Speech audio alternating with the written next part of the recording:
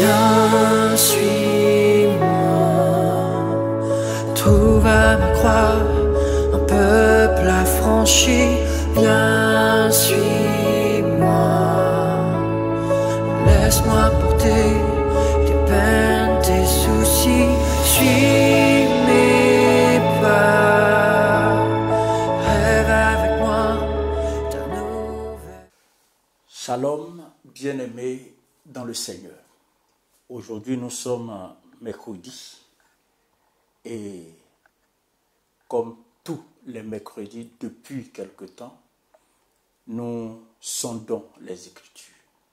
Nous sondons les Écritures dans le but de comprendre l'agenda de Dieu, dans le but de nous situer quant au niveau auquel Dieu est dans l'exécution de son agenda. Ce soir, nous allons poursuivre avec la même thématique, à savoir où en est Dieu dans son agenda pour l'humanité, pour Israël et pour l'Église. Semaine après semaine, nous avons examiné différents sous-thèmes. Et depuis la semaine passée, nous nous focalisons sur la 70e semaine de Daniel. Le mercredi passé, grâce m'a été faite de vous expliquer ce que représentaient les 70 semaines de Daniel. Et promesse a été faite de sonder davantage la 70e semaine de Daniel afin de comprendre les événements qui vont s'y dérouler. C'est le sujet d'aujourd'hui. Avant cela, comme nous en avions l'habitude, nous allons prier. Prier pour soumettre nos entendements au Seigneur. La matière devant nous exige le soutien du Saint-Esprit, exige attention et concentration pour mieux comprendre. Et puis au besoin même, une deuxième écoute de ce message pour ceux qui en ont la possibilité. Ainsi donc, je voudrais que nous prions ensemble. Père Céleste, merci une fois encore de la grâce que tu nous fais de nous retrouver autour de ta parole avec pour objectif de comprendre ton plan, de comprendre ton agenda, ton calendrier, afin de mieux nous y préparer. Je te soumets nos entendements et je prie que ta parole nous éclaire, ô Dieu, que les écailles de nos yeux tombent, que le joug de l'ignorance en ce qui concerne le temps dans lequel nous sommes, que ce joug soit brisé. Que la confusion s'éloigne de nous, confusion qui pèse sur plusieurs et qui les rend incapables de discerner correctement les temps et les saisons. Tous ceux et celles qui sont exposés à la vérité concernant ton agenda, en ce moment précis, tous ceux et celles qui participent à ce direct, et au-delà ceux qui, demain après-demain,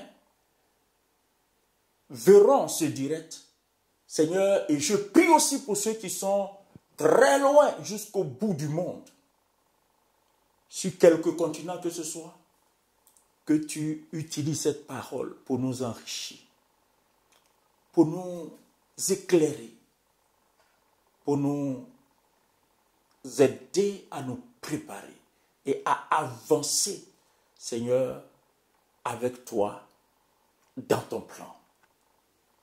Je bénis donc ce moment et je bénis ta parole au nom de Jésus-Christ.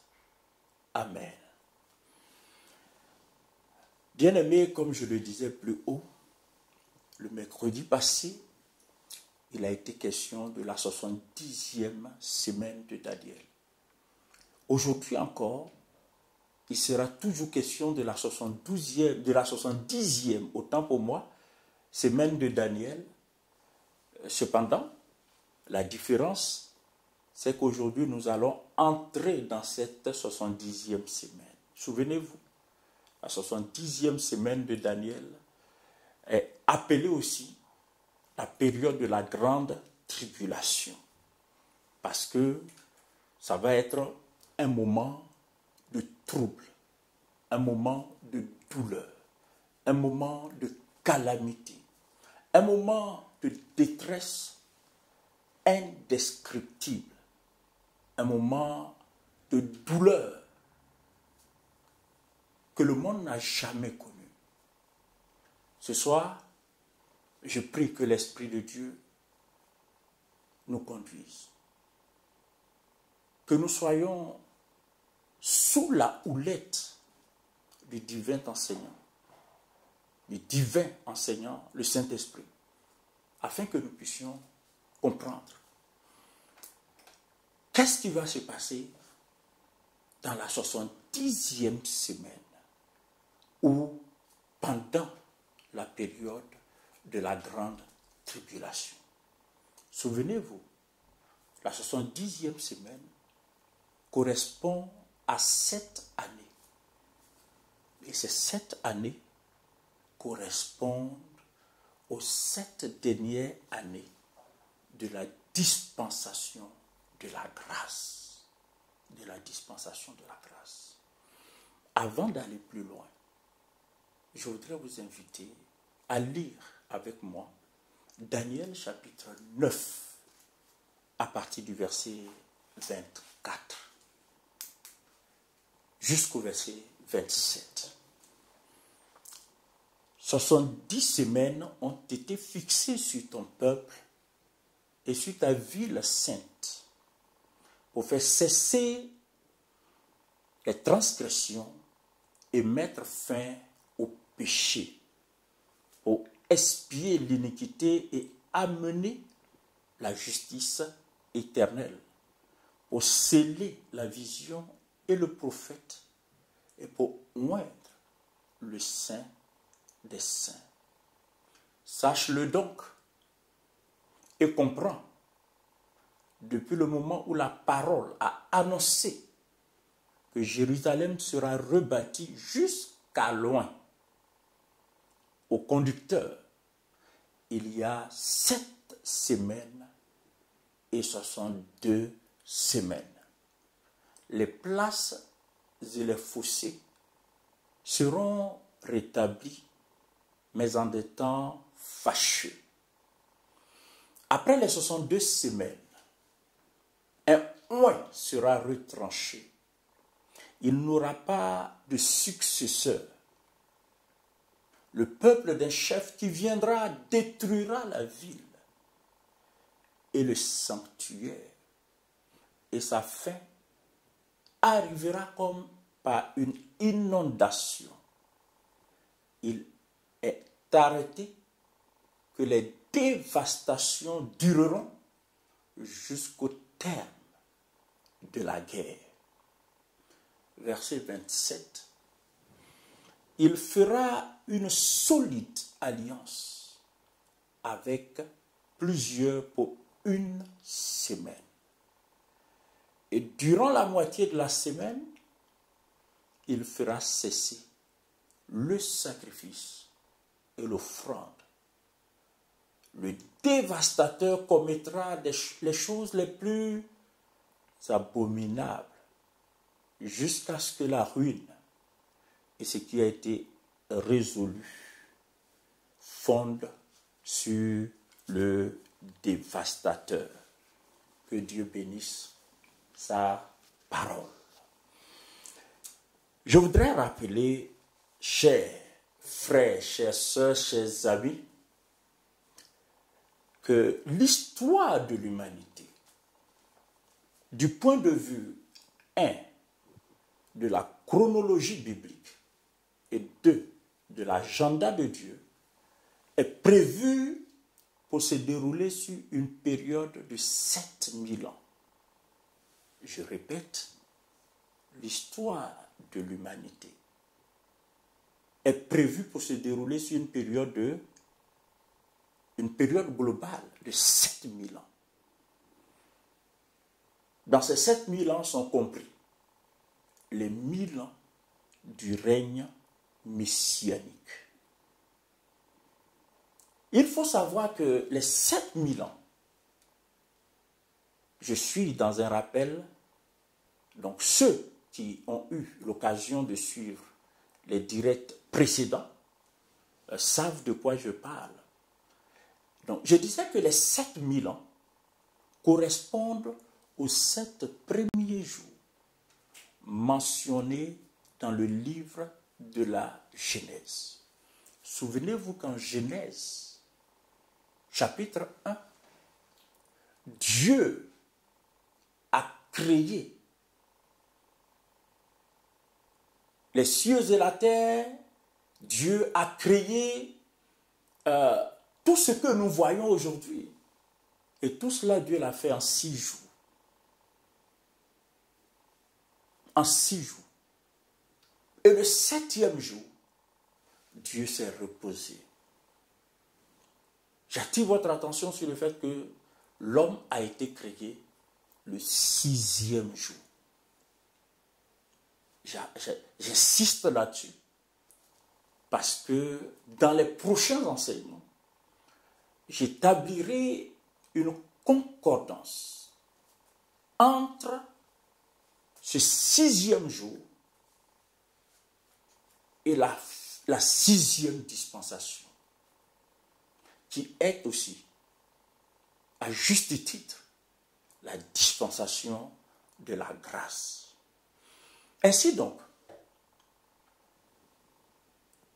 l'histoire de l'humanité, qui devrait s'étendre sur 7000 ans, avec 6000 ans correspondant aux 6 premiers jours de la création.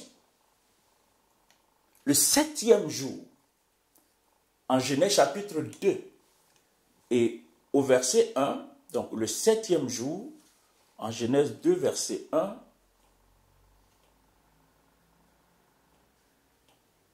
donc Genèse chapitre 2, verset 1, 2 et 3, nous lisons « Ainsi furent achevés les cieux et la terre et toute leur armée. Dieu acheva au 7e jour son œuvre qu'il avait faite. Et il se reposa au 7e jour de toute son œuvre qu'il avait faite. Dieu bénit le 7e jour et il le sanctifia parce qu'en ce jour, il se reposa de toute son œuvre qu'il avait créée en la faisant. Remarquez, chers amis, que Dieu s'était réservé de façon exclusive le 7e jour. Ce jour fut appelé le jour du repos de Dieu, le sabbat. Le sabbat. Il suffit de faire un petit calcul ou une petite analyse pour comprendre qu'en fait, l'homme, dans une certaine mesure, n'avait pas besoin de ce 7e jour de repos, dans un premier temps, parce qu'il venait à peine d'être créé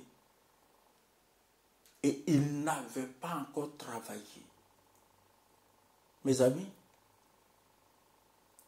ce que je suis en train de souligner là a une profonde connotation prophétique sur laquelle je reviendrai la prochaine fois. Pour aujourd'hui, On se souviendra que sur les 6000 ans qui correspondent aux 6 premiers jours de la création, 4000 ans couvrent l'Ancien Testament, c'est-à-dire pacte de la création de l'homme jusqu'à Golgotha.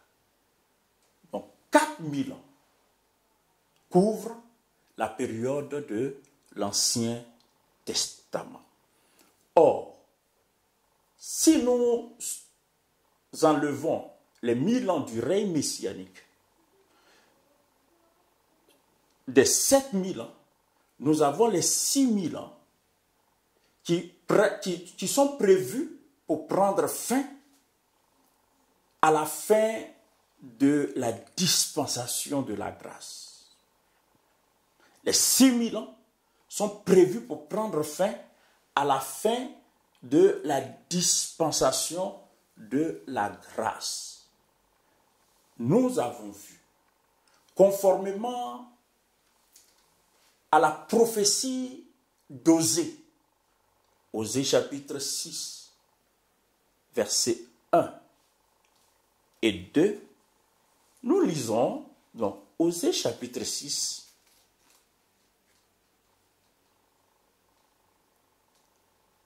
Osée chapitre 6, versets 1 et 2, il est dit, venez, retournons à l'Éternel, car il a déchiré, mais il nous guérira.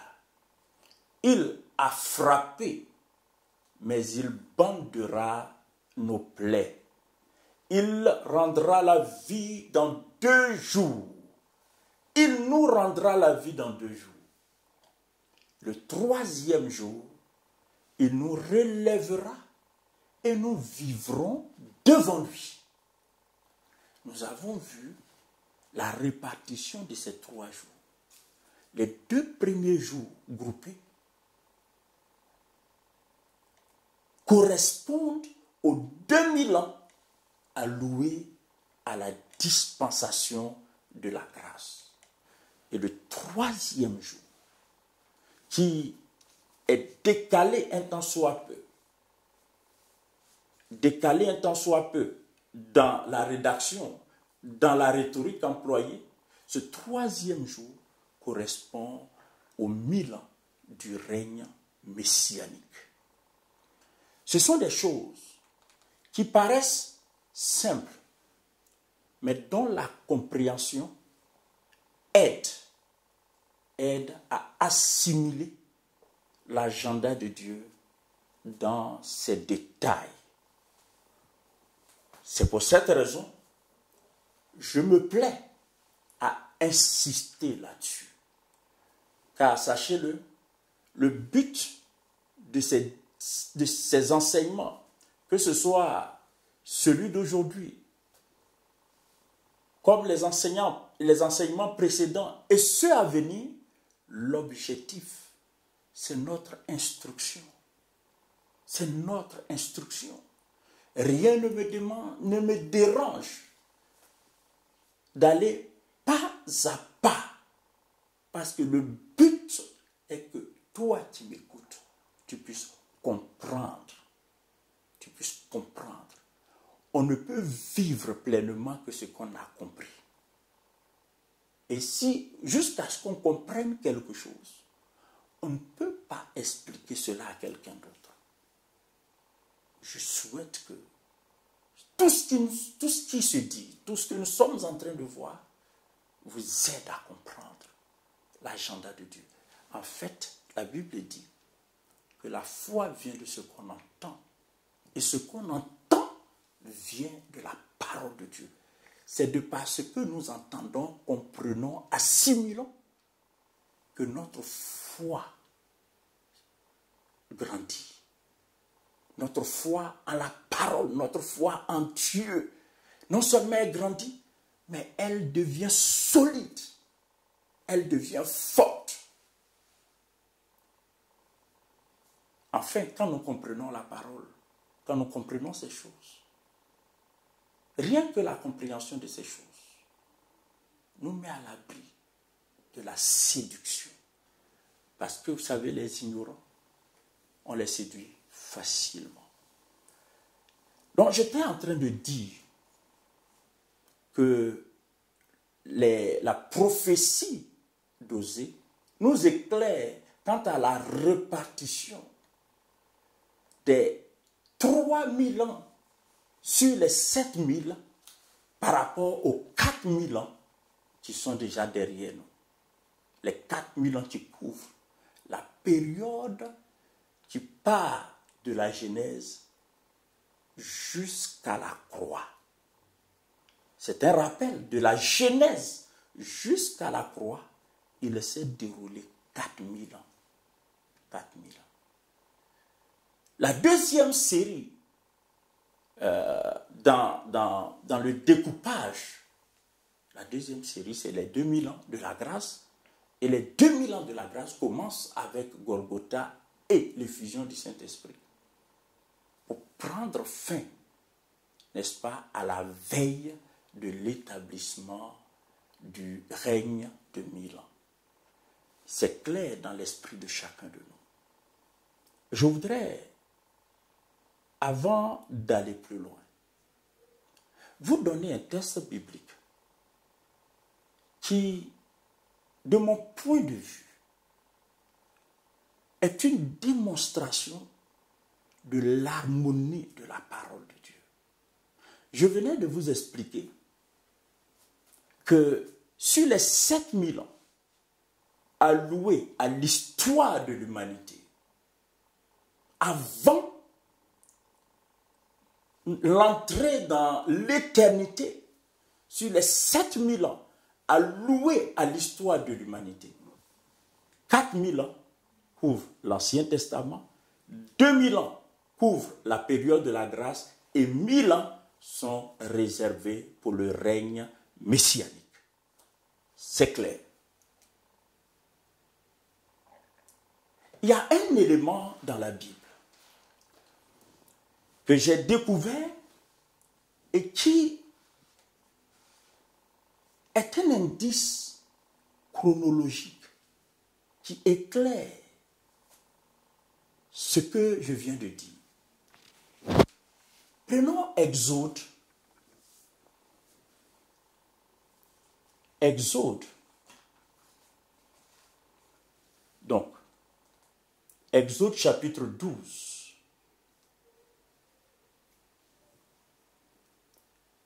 Exode chapitre 12, versets 3 à 6. Je vais lire. Soyez très attentifs. Je préfère même commencer par le verset 1. L'Éternel dit à Moïse et à Aaron dans le pays d'Égypte: ce mois-ci sera le premier des mois.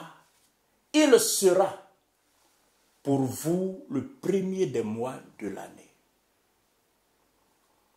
Parlez à toute l'assemblée d'Israël et dites, maintenant notez ce qui va suivre, pour ceux qui ont leur cahier de notes et un stylo à portée de main.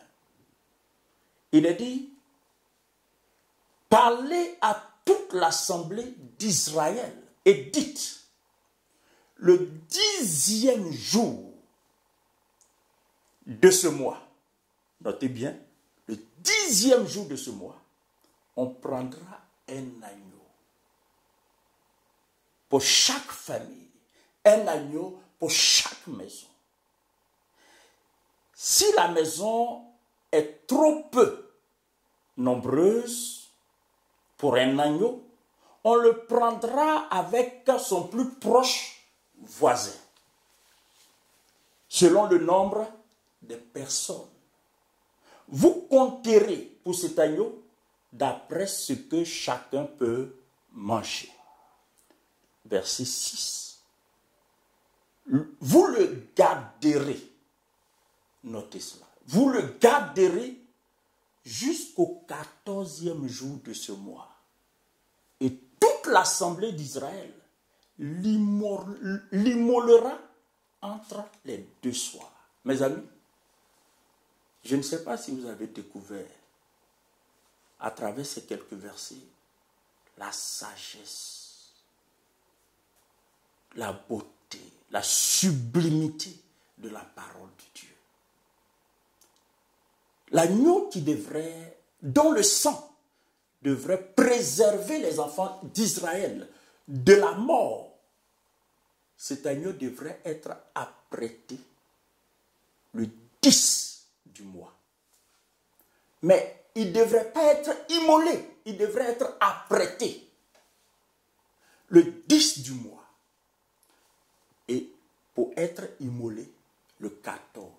Quand nous partons du 10 au 14, ça fait 4 jours, mes amis. Ça fait 4 jours. Ces 4 jours représentent les 4000 ans. Est-ce que vous savez que c'est en Genèse chapitre 3, donc c'est dès l'abord de l'histoire biblique, en Genèse chapitre 3, Dieu annonce à l'univers, à l'homme, donc à l'humanité et au diable, l'existence de l'agneau.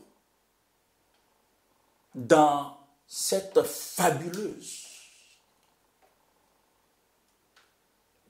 et bénissante prophétie qui stipule que la postérité de la femme écrasera la tête du diable. La postérité de la femme, nous le savons, c'est le Seigneur Jésus-Christ. Donc, dès les premières pages du livre de la Genèse, la postérité de la femme avait été prévue, mais il n'avait pas été immolé. Il fallait attendre 4000 ans pour qu'il soit immolé. De la même façon, en Égypte, l'agneau devrait être apprêté le 10e jour, mais seulement être immolé le 14e jour.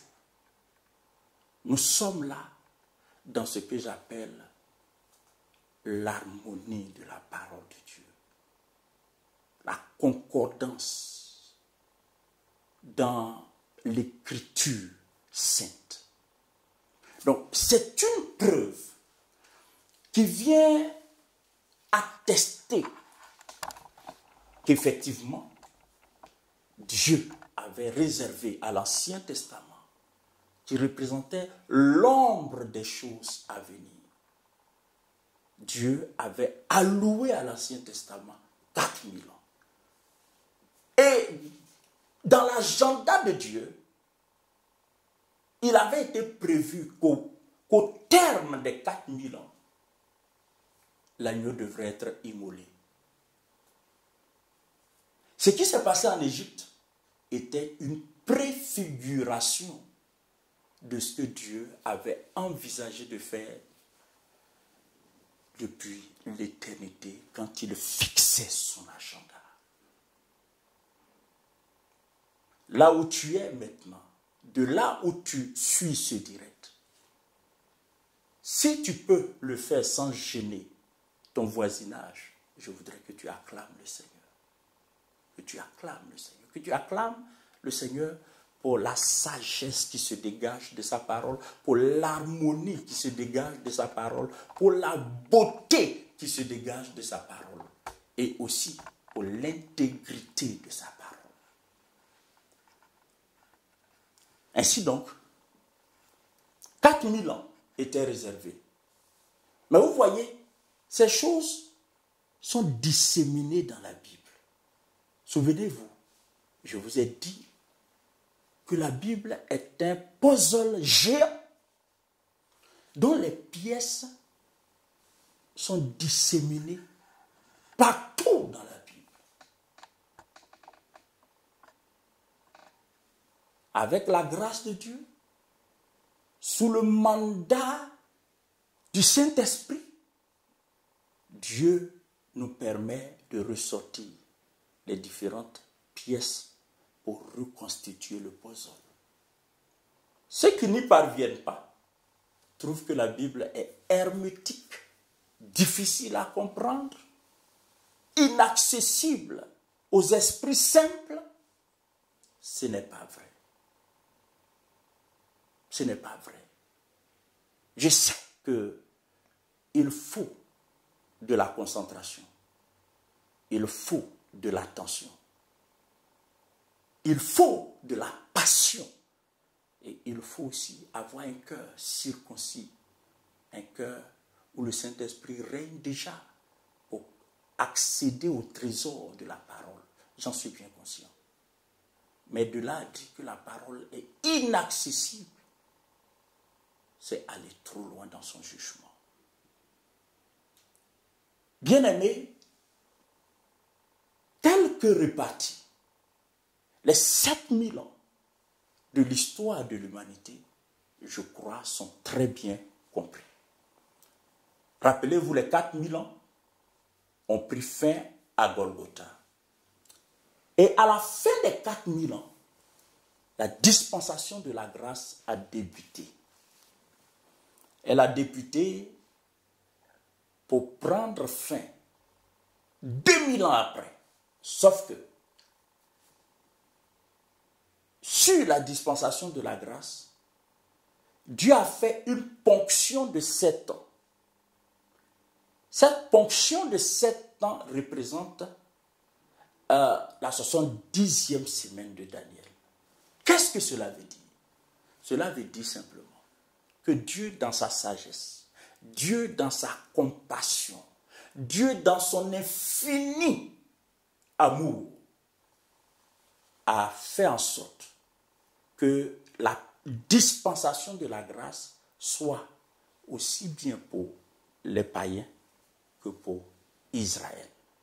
C'est un tort que l'on fait à la parole de Dieu de penser que la dispensation de la grâce s'arrête avec l'histoire, prend fin avec l'histoire de l'Église. C'est un tort qu'on fait à la parole de Dieu. C'est une mauvaise façon d'interpréter et de comprendre la parole de Dieu. Cela dit, ce soir, nous allons nous focaliser sur les 7 ans. Souvenez-vous que les 7 ans qui représentent la 70e semaine de Daniel nous donnent de dire qu'en fait la période de l'Église sur la terre, pas de la grâce, mais de l'Église sur la terre, est prévue pour s'étendre sur 1993 ans.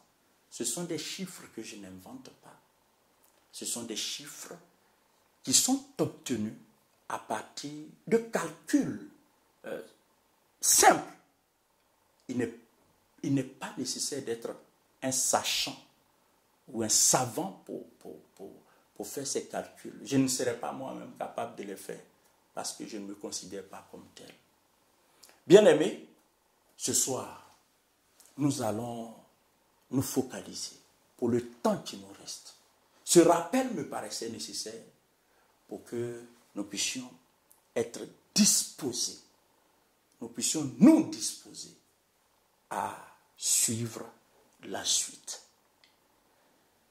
Donc, quels sont les événements qui vont avoir cours dans la 70e semaine de Daniel? Quels sont les événements qui vont avoir cours dans la 70e semaine de Daniel?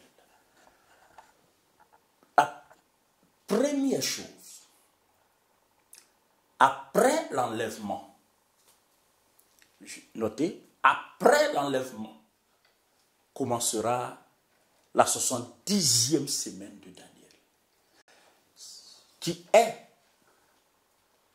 la période de la grande tribulation, laquelle période s'étendra sur 7 années, lesquelles 7 années sont réparties en 2 temps de 3 ans et demi chacun. À l'inauguration de cette 70e semaine de Daniel, le premier événement majeur sera la conclusion ou la contraction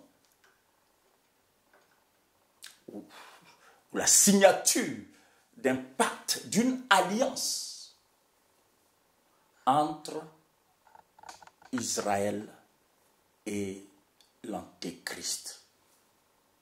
Entre Israël et l'Antéchrist. C'est ce que nous lisons en Daniel chapitre 9 et le verset 27. Daniel chapitre 9 verset 27 dit ceci. Donc Daniel chapitre 9 verset 27, il est dit, il fera une solide alliance avec plusieurs.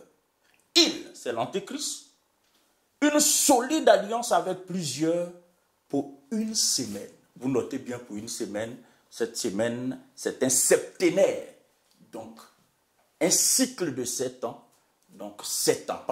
Pour 7 ans, l'Antéchrist fera alliance avec plusieurs pour une semaine. Et au milieu de la semaine, il fera cesser le sacrifice et l'offrande.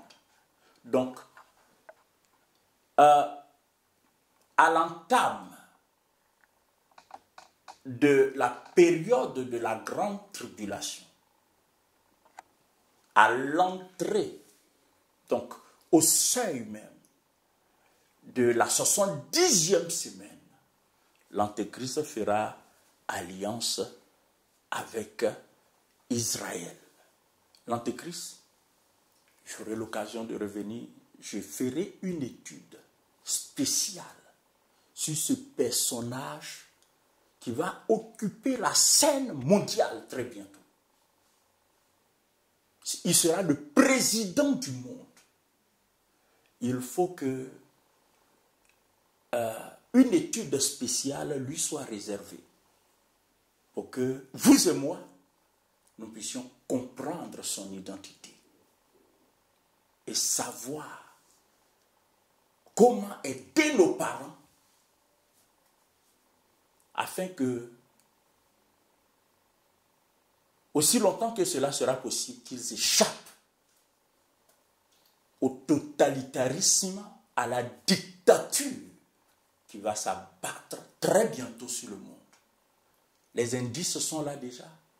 Nous vivons les prémices de ce totalitarisme, de cette dictature qui bientôt sera mondiale, avec un visage très laid, avec un cynisme sans précédent. Ce sera l'objet d'une autre étude. Pour aujourd'hui, retenons. Premièrement, il y aura un pacte. Ce pacte va permettre, n'est-ce pas, à l'Antéchrist d'obtenir ce que le monde a cherché depuis des lustres, à savoir la paix au Moyen-Orient. La paix au Moyen-Orient. Pour une fois au monde, pour une fois dans l'histoire de l'humanité, Israël sera en paix avec ses voisins. Vous savez qu'Israël est entouré de pays qui ne veulent pas de son existence. Israël est entouré de nations qui ne souhaitent qu'une seule chose: extirper Israël de la carte du monde. Rayer Israël de la carte du monde. Une chose, une entreprise vouée à l'échec à la base. Parce que Israël existe du fait de Dieu. Israël est un serment divin. Donc, il n'existe pas de nation sur la terre qui puisse vaincre Israël, qui puisse faire disparaître Israël. Les Romains avaient réussi à détruire Jérusalem en l'an 70. Avant eux, plusieurs autres nations avaient réussi à amener les fils d'Israël, les fils de Juda en captivité. Mais c'était avec la permission de Dieu, souvenez-vous. Aucune nation ne peut quelque chose contre Israël, à moins que Dieu l'ait permis. Et ce soir, comprenez une chose, la paix est tant recherchée entre Israël et ses voisins immédiats, entre Israël et le reste des nations. Parce que les gens commettent l'erreur de croire que ce sont seulement les voisins immédiats d'Israël qui lui en veulent. Ce n'est pas vrai. Toutes les nations de la terre couvrent une haine voilée contre Israël. Une haine voilée qui ne s'explique pas. Mais tout cela aussi n'est pas étranger à l'agenda de Dieu. Cette paix va permettre à l'Antéchrist de réussir un autre exploit. L'exploit de rebâtir le temple qui a été détruit par les Romains. Depuis 70 après Jésus, jusqu'à ce jour, Israël n'a pas pu rebâtir le temple. En lieu et place de ce temple, les musulmans y ont construit, y ont bâti leur mosquée, qui est le 3e lieu saint d'Israël. Le 3e, à moins que je me trompe, mais je pense le 2e ou le 3e, mais le 3e lieu saint d'Israël, et des musulmans, de l'islam. Et l'Antéchrist va réussir cet exploit. Ce sont des événements qui sont prévus dans l'agenda de Dieu, mes amis. En fait, comme je le disais tantôt, il n'existe pas de livre sur cette terre aussi précis que la parole de Dieu en ce qui concerne le passé, le présent et l'avenir. La Bible n'a pas d'égal. La Bible n'a pas d'égal. C'est juste que le monde a rejeté Dieu et on ne peut pas rejeter Dieu et accepter sa parole comme étant authentique. Les deux vont de pair. Donc, les gens font tout pour discréditer la parole de Dieu. Mais rappelez-vous, Dieu a déjà établi que les cieux et la terre passeront, mais sa parole ne passera jamais. Donc, le premier événement, c'est la signature d'une alliance. Le deuxième, c'est la paix qui va régner. Le troisième, c'est la construction du temple de Jérusalem. L'Antéchrist va réussir tous ses exploits. Simplement parce que toutes les nations de la terre lui auront déjà donné leur autorité. Comme vous devriez le savoir, bientôt les nations vont perdre leur souveraineté. On ne parlera plus d'États-nations. Ces États-nations seront comme des départements en fait, des régions. Tout le pouvoir sera centralisé et mis entre les mains de ce président mondial. La Bible parle de cet homme comme d'un impie, de quelqu'un qui n'a aucune crainte de Dieu. Mais au départ, il n'apparaîtra pas comme un impie. Il apparaîtra comme un sauveur. C'est pour ça que la Bible l'appelle l'Antéchrist. Il va se faire passer pour le Messie. En 2 Thessaloniciens,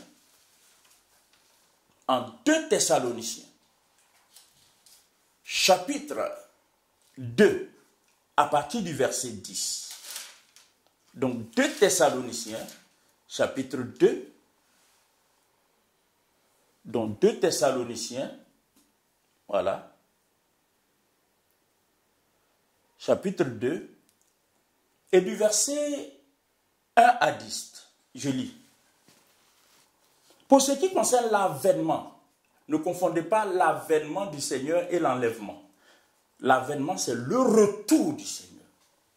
pour ce qui concerne l'avènement de notre Seigneur Jésus-Christ et notre réunion avec lui, nous vous prions, frères, de ne pas vous laisser facilement ébranler dans votre bon sens et de ne pas vous laisser troubler soit par quelques inspirations, soit par quelques paroles ou par quelques lettres qu'on dirait venir de nous. Comme si le jour du Seigneur était déjà là. Que personne ne vous séduise, d'aucune manière, car il faut que l'apostasie soit arrivée auparavant. Vous comprenez ça? Et qu'on ait vu paraître l'homme du péché, le fils de la perdition, l'adversaire. Il s'agit de l'antéchrist. L'adversaire qui s'élève au-dessus de tout, ce qu'on appelle Dieu, ou de ce qu'on adore, juste à s'asseoir dans le temple, se proclamant lui-même Dieu. Ne vous souvenez-vous pas que je vous disais ces choses lorsque j'étais encore chez vous? Et maintenant, vous savez ce qui le retient, afin qu'il ne paraisse dans son temps. Car le mystère de l'iniquité agit déjà. Il faut seulement que celui qui le retient ait disparu. Et alors paraîtra ce qui retient l'antéchrist. Ce qui fait que l'antéchrist n'a pas encore été intronisé dans ce monde. Frères et sœurs, c'est l'église de Jésus-Christ, c'est le corps de Christ.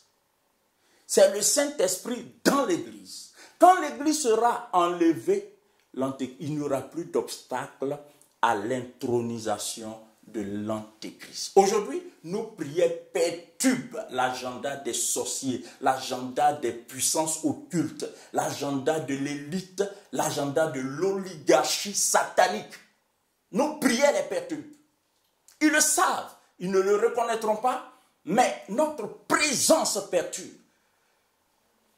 Si tu es de ce chrétien qui pense, à cause des circonstances qui constituent ton actualité, que l'église est faible, non, il ne faut pas croire. Il ne faut pas croire. L'église, c'est l'ambassade de Dieu dans ce monde. Et nous sommes investis de l'autorité de Dieu. Notre présence est une écharpe dans la chair du monde. C'est une écharpe.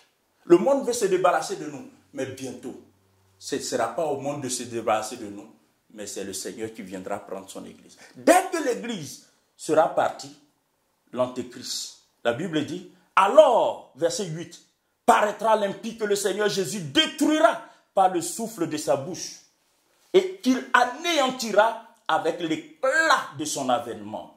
L'apparition de cet impie se fera par la puissance de Satan. Je vous ai fait la promesse, nous étudierons ce personnage. Donc, l'antéchrist sera là lui-même en personne. Le 5e événement qui va se produire, c'est que Moïse et Élie vont revenir sur la terre. Moïse et Élie vont revenir sur la terre. Ils vont exercer le ministère. Regardez, Apocalypse chapitre 11. Donc, Apocalypse chapitre 11 nous dit précisément ce qui va se passer. Apocalypse chapitre 11, versets 3 à 12. Je lis. Donc, on va commencer par le verset 1. On me donna, nous sommes dans la 70e semaine de Daniel. Dans la 70e semaine de Daniel. Dans la période de la grande tribulation, donc dans les 7 ans qui vont clôturer la dispensation de la grâce. On me donna un roseau semblable à une verge, en disant, lève-toi et mesure le temple de Dieu, l'autel, et ceux qui y adorent. Ça veut dire quoi? Ça veut dire que le temple est déjà bâti, rebâti. Ce dont je vous parlais il y a seulement quelques minutes. Verset 2. Mais le parvis extérieur du temple, laisse-le en dehors et ne le mesure pas. car il a été donné aux nations, et elles fouleront au pied la ville sainte pendant 42 mois. 42 mois, en fait, c'est la moitié des 7 ans. 42 mois, vous savez que chaque année fait 12 mois. Donc 3 ans, c'est 36 mois, plus une moitié d'année, ça fait 36 mois, plus 6, ça fait 42 mois. Donc c'est la moitié des 7 ans. Tout ça là, c'est avec une précision qui devrait susciter en nous crainte et louange pour notre Dieu. Alors, la Bible dit ceci. Au verset 3, je donnerai à mes 2 témoins. Suivez très bien. Parce que il y a plusieurs passages qui corroborent ce que je viens de dire, à savoir que Moïse et Élie reviendront. Il y a plusieurs textes dans la Bible qui corroborent cela. Mais je n'aurai pas l'occasion de m'y référer pour une question de temps. Je lis donc le verset 3. Je donnerai à mes 2 témoins le pouvoir de prophétiser, revêtus de sac pendant 1260 jours. 1260 jours, c'est 42 mois. 42 mois, c'est 3 ans et demi. Nous sommes dans la première moitié des 7 ans. Dans cette première moitié, l'Antéchrist se comporte comme un gentleman. Il a fait alliance, il a obtenu une paix que les gens ont recherchée pendant des siècles. Il a obtenu cette paix au Moyen-Orient. Il a construit, il a fait reconstruire le temple. Mais il est plébiscité. À partir de là, tout le monde se dit, mais waouh, voici le Messie qu'on a toujours attendu. Ils seront loin de savoir qu'en fait, il s'est juste revêtu de lumière. Il s'est juste comporté comme un ange de lumière, mais en réalité, c'est l'Antéchrist qui est là, qui sera là. Alors, qu'est-ce que la Bible dit? Ce sont 2 chandeliers. Non, ce sont les 2 oliviers et les 2 chandeliers qui se tiennent devant le Seigneur de la terre. La Bible parle de ces 2 chandeliers en Zacharie. Si quelqu'un, suivez très bien la description des 2, si quelqu'un veut leur faire du mal, du feu sort de leur bouche et dévore leurs ennemis. Ça, c'est le prophète Élie, qui a été appelé le prophète de feu. Si vous prenez par exemple 2 Rois chapitre 1 verset 8 à 12, 1 Roi chapitre 18 verset 36 à 39, vous savez, il y avait un roi qui envoyait des gens chercher Élie. Il dit, si je suis homme de Dieu, que le feu descende sur vous et qu'il vous consume.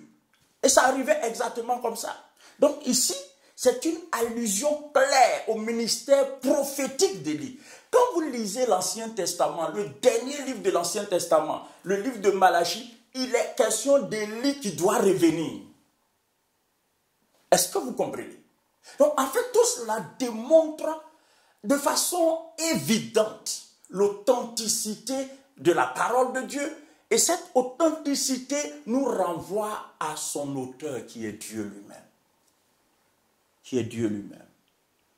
Si quelqu'un veut leur faire du mal, du feu sort de leur bouche et dévore leurs ennemis. Et si quelqu'un veut leur faire du mal, il faut qu'il soit tué de cette manière. Verset 6. Ils ont le pouvoir de fermer le ciel afin qu'il ne tombe point de pluie. Ça, c'est toujours Élie. Ils ont le pouvoir de fermer le ciel. Élie a fermé le ciel sous le règne d'Akab. Et il a eu l'audace de dire, il ne tombera pas une seule goutte de pluie, sinon qu'à ma parole. Ça, c'est le prophète Élie. Ils ont le pouvoir donc de fermer le ciel afin qu'il ne tombe point de pluie pendant les jours de leur prophétie. Et ils ont le pouvoir de changer les eaux en sang et de frapper la terre de toute espèce de plaie chaque fois qu'ils le voudront. Ça, c'est Moïse. Souvenez-vous que les deux ont connu un départ de la terre, somme toute, mystérieux. Élie a été enlevé. Des chars de feu furent envoyés pour le transporter de la terre. Moïse aussi, Dieu lui a montré une montagne au sommet de laquelle il devrait se retrouver. Et Dieu s'est occupé de Moïse. Au point que jusqu'aujourd'hui, nul ne peut indiquer où se trouve la tombe de Moïse. Je suis allé en Israël, comme je l'ai dit il y a quelques jours. J'ai vu la tombe d'Abraham, la tombe de Rachel, la tombe de certains prophètes, mais nulle part on ne nous montre la tombe de Moïse. Parce que Moïse n'a pas de tombe. Vous comprenez donc, les deux vont revenir. Ça, c'est un événement important. Et quand les deux vont revenir, ils vont se mettre à prêcher. Pourquoi c'est les deux qui reviennent et ce n'est pas Pierre qui revient, ce n'est pas Jean qui revient? Parce qu'en fait, dans l'Ancien Testament, on ne connaissait pas Pierre, on ne connaissait pas Jean. Sous la loi, on ne connaissait pas Pierre, on ne connaissait pas Jean. Par contre, sous la loi, il y avait des gens qui étaient représentatifs de cette grande période de l'histoire du peuple d'Israël. Donc, quand on demande aux Israélites ou aux Juifs, qui sont vos repères sur le plan prophétique, on va dire Moïse, on va dire Élie, on va dire Jérémie, etc., etc. Donc, Élie et Moïse vont revenir, ou Moïse et Élie vont revenir. Ils vont se mettre à prêcher. Et les Juifs vont commencer à croire. Ils vont dire, ah, on les reconnaît, c'est Moïse. Ah, on les reconnaît, c'est Élie. Et l'Antéchrist va être sérieusement dérangé. Cette gêne que va susciter, cette gêne que va engendrer la prédication de la parole de Dieu à travers ces deux bouches prophétiques va créer le trouble.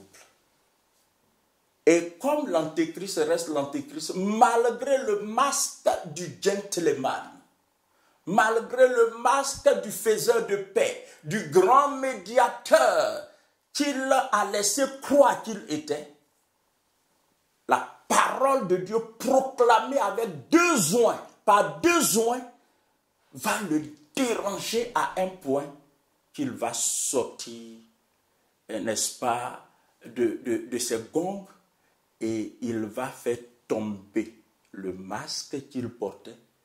Il va tuer les deux prophètes. Il va les faire tuer, Élie et Moïse. Et il va exposer leur corps pendant 3 jours, histoire de dissuader toute initiative qui s'assimilerait à ça. C'est-à-dire des gens qui voudront suivre leur exemple. Voici comment vous allez terminer. Au bout des 3 jours, à leur grand étonnement, leurs corps seront enlevés par la puissance de Dieu. Donc Dieu va les ressusciter et ils vont rejoindre les saints. Entre-temps, le diable, le masque est tombé.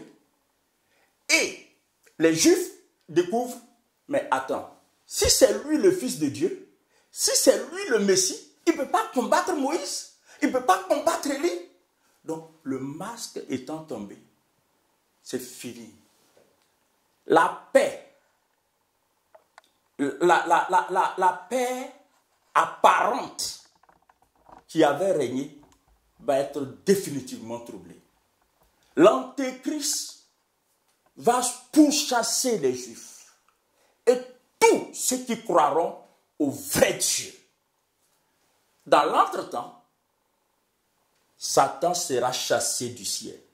Nous sommes en Apocalypse chapitre 12, où la Bible dit « Malheur à la terre et à la mer, car le diable est descendu vers vous. » C'est à ce moment précis. Pour l'instant là, tout ce qui se passe sur la terre, le diable n'est pas encore sur la terre, mes amis.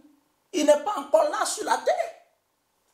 Ce sont ces démons, ce sont les principautés qui agissent et qui accomplissent des missions sataniques sur la terre. Mais lui-même, le diable, là, il n'est pas encore descendu. C'est plus tard, pendant la période, la dernière semaine de Daniel, la 70e semaine, que le Satan va descendre en personne. Et il va posséder d'une façon extrême. Il va posséder l'Antéchrist. Et la laideur, le cynisme, la méchanceté qui caractérise le diable va se manifester à travers l'Antéchrist. Et là, le monde entier. Mais comme, entre-temps, la population mondiale sera sous son autorité, c'est là que la grande persécution va commencer. Et ensuite, nous sommes au chapitre 12 du livre de l'Apocalypse. Au chapitre 13, pour mieux contrôler la population humaine, le diable va décider, l'Antéchrist va décider que tous les humains soient marqués par son sceau à lui. Ça s'appelle le chiffre 666. Tout ça là va se passer pendant la période de la grande tribulation. Et puis, tous ceux qui sont croyants vont être attaqués, exterminés. Il y aura la guerre. Le diable va rassembler. Ça, c'est l'événement ultime. Le diable va rassembler toutes les nations contre Israël. Parce que Israël, à nouveau, va être indexé comme fauteur de troubles. Comme un trouble fait. Donc, les autres nations vont dire, ah, on savait que ce peuple-là, on ne peut pas cohabiter avec ce peuple. Tout le monde est en paix et ils veulent troubler la paix. Parce que le monde aura une seule religion, une seule économie, une seule monnaie, un seul président. Donc Israël va se désolidariser de la religion mondiale, de la Babylone, parce qu'Israël croit au vrai Dieu. Et ce détachement d'Israël va être interprété comme une rébellion contre l'Antéchrist. Cette rébellion va être matée, mais va être matée de quelle façon? À travers ce qu'on appelle, la Bible appelle la guerre d'Armageddon. Toutes les nations de la terre contre une seule nation, Israël. C'est durant cette guerre d'Armageddon, quand Israël sera à l'étroit, que le Seigneur Jésus-Christ, et c'est le dernier texte que je veux lire, le Seigneur Jésus-Christ, en Apocalypse 19, la Bible dit ceci, Apocalypse 19, il est dit, après cela, j'entendis dans le ciel comme une voix forte, d'une foule nombreuse qui disait, Alléluia, le salut, la gloire et la puissance sont à notre Dieu, parce que ses jugements sont véritables et justes, car il a jugé la grande prostituée, vous comprenez bien, la grande prostituée, qui corrompait la terre par son impudicité, et il a vengé le sang de ses serviteurs en le redemandant de ses mains. Car souvenez-vous, il y aura 3 personnes qui vont dominer la scène. Satan, l'Antéchrist et le faux prophète. Satan, l'Antéchrist et le faux prophète. Et le faux prophète va s'adosser sur une religion mondiale. Le 14 mai prochain, les bases définitives de cette religion mondiale seront posées. Le 14 mai prochain, mes amis, le pape a déclaré, le 14 mai, il va signer un pacte. Ce sera un grand tournant dans l'histoire de l'humanité. Mes amis, prenons le sujet de l'agenda de Dieu au sérieux. Tout ce qui se déroule là, vous savez, je vais vous dire quelque chose. La main de Dieu est dans le gant de l'histoire. On voit les hommes faire l'histoire, mais il y a la main de Dieu dedans. Dieu, rien n'échappe à Dieu. Dieu poursuit son agenda. Dieu poursuit son agenda. Nous aurons l'occasion de revenir là-dessus. Mais regardez, et il dit une seconde fois, Alléluia, et sa fumée monte au siècle des siècles. Et les 24 vieillards et les 24 êtres vivants se prosternaient et adoraient Dieu, assis sur le trône en disant Amen, Alléluia. Et une voix sortit du trône disant louez notre Dieu. Vous tous, ses serviteurs, vous qui le craignez, petits et grands. Et j'entendis comme une voix d'une foule nombreuse, comme un bruit de grosses eaux, comme un bruit de fort tonnerre, disant Alléluia, car le Seigneur notre Dieu Tout-Puissant est entré dans son règne. Ça, nous sommes dans l'annonce du règne de 1000 ans. Parce qu'il y a la guerre qui sévit sur la terre, Jésus lui-même va venir intervenir. Israël de lui-même ne peut pas combattre cette guerre. Combattre.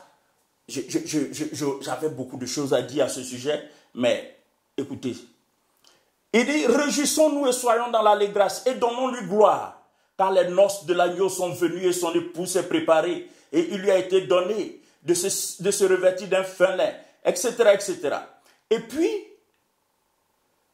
au verset 11, puis je vis le ciel ouvert, et voici parut un cheval blanc. Celui qui le montait s'appelait fidèle et véritable, et il juge et combat avec justice. Ses yeux étaient comme une flamme de feu, et sur sa tête étaient plusieurs diadèmes. Il avait un nom écrit que personne ne connaît si ce n'est lui-même. Et il était revêtu d'un vêtement, et les armées qui sont dans les cieux, dans le ciel, le suivaient sur des chevaux blancs, revêtus d'un fin lin blanc pur. Et de sa bouche sortait une épée aiguë pour frapper les nations. Entendez, les nations qui se rassembleront contre Israël. Pour frapper les nations, il les pètera avec une verge de fer. Et il foulera la cuve du vin de l'ardente colère du Dieu Tout-Puissant. Il avait sur son vêtement et sur sa cuisse un nom écrit, Roi des rois et Seigneur des seigneurs. Et je vis un ange qui le tenait, qui se tenait dans le ciel.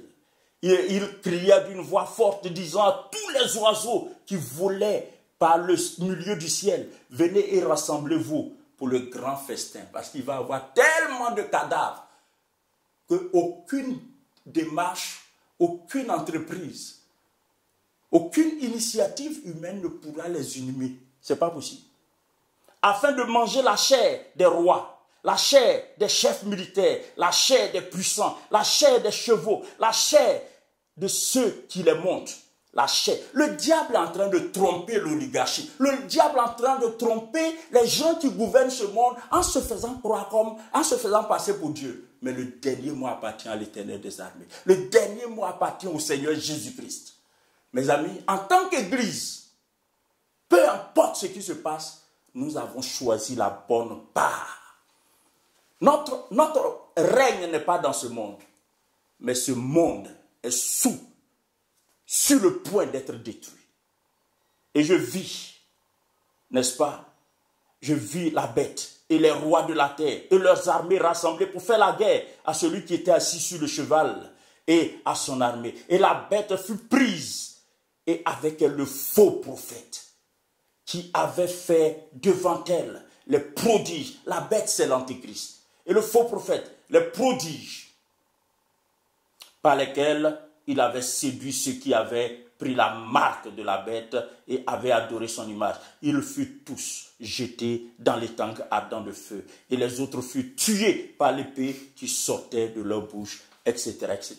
La guerre prend fin et c'est la fin de la période de la grande tribulation. Mes amis, voici, avec beaucoup de difficultés, parce que la matière elle est dense, elle est abondante, donc c'est pas facile, vous avez compris pourquoi j'ai abusé de votre patience, j'en suis désolé, mais voici un peu ce qui va se dérouler. Alors, la suite nous aidera à comprendre, parce que dans la suite, nous parlerons de l'enlèvement, nous parlerons de l'antéchrist et nous ferons la conclusion. Ceux qui ont des questions, gardez vos questions au chaud. On va répondre à ces questions. Je vais répondre à toutes les questions. Je trouverai le temps de répondre à toutes ces questions. pour que tout soit clair à notre niveau. Que Dieu vous bénisse d'avoir accordé de l'attention à cet enseignement. Soyez enrichis. Et nous prenons rendez-vous pour le mercredi prochain. Et puis, sachez que j'interviens également tous les dimanches à partir de 11h. Et le dimanche prochain, le sujet que je traiterai, c'est que faire quand on ne peut plus rien faire, acte 2. Que Dieu vous bénisse. Père Céleste, arrose cette parole, arrose cette sémence et permets que la lumière qui vient de toi éclaire tous ceux qui ont entendu et tous ceux qui entendront. Et que chacun soit un instrument entre tes mains pour éclairer d'autres personnes. Au nom de Jésus-Christ. Amen.